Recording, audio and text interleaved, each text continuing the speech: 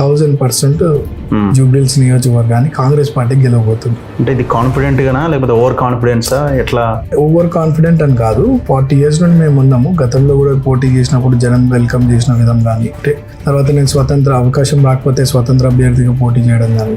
So జనాలు ఏంటంటే నవీన్ యాదవ్ నిజంగా ప్రజాసేవ చేయడానికే కదా నిరంతరం పబ్లిక్లో ఉంటున్నాడు. 2-3 times కాంటాక్ట్ చేసిండు అండ్ స్టిల్ లైవ్గా పబ్లిక్లో ఉంటున్నాడు అనే ఒక నమ్మకం జనాలకు డెవలప్ అయింది.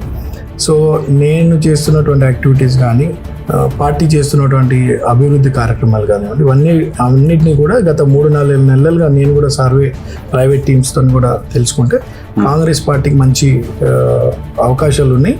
అండ్ డెఫినెట్లీ ప్రజల నిర్ణయం మేరకు స్థానికుడిగా నాకు అవకాశం ఇవ్వడం, ఇప్పుడు అధికారంలో ఉన్నటువంటి కాంగ్రెస్ పార్టీకి వల్లనే అభివృద్ధి సాధ్యం కాబట్టి ప్రజలందరూ కూడా కాంగ్రెస్ పార్టీ వైపు మొగ్గు చూపుతున్నారు. లోకల్ వర్సెస్ నాన్ లోకల్ అయినా మీ ఎజెండా, ఎలక్షన్ ఎజెండా ఏంటి?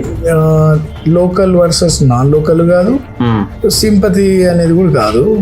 మాదంతా కూడా కాంగ్రెస్ జూబ్లీహిల్స్ నియోజకవర్గ అభివృద్ధి పరంగానే మా ఎజెండా ఉంటుంది. ఓకే.